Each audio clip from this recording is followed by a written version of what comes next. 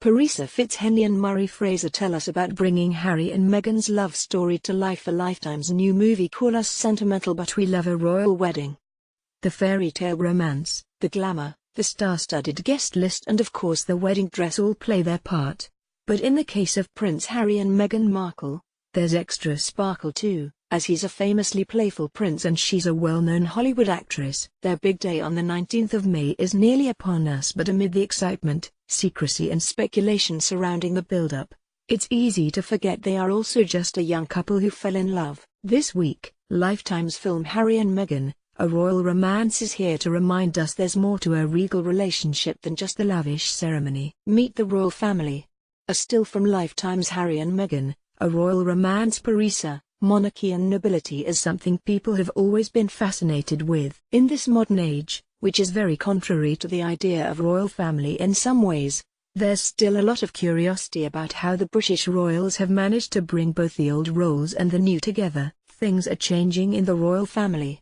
Looking at Harry and Meghan's story, you have a biracial, divorced woman from the States, who's had her own career and very different life, coming into this family that's not associated with many of these things. Creates an interesting dynamic.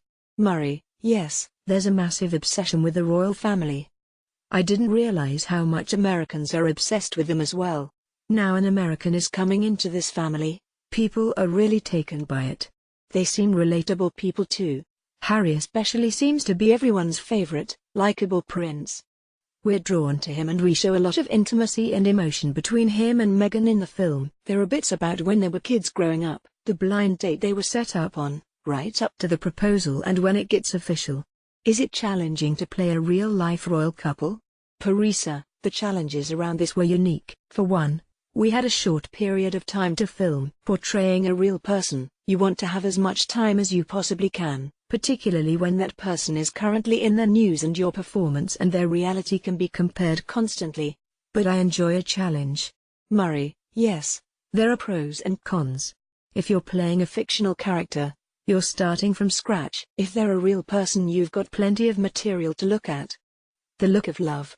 Murray, I watched as many interviews as possible, but the majority of the script is set behind closed doors, so the dialogue between them is all subjective. I felt it was more about capturing the essence of Harry and what makes him tick, rather than impersonating him.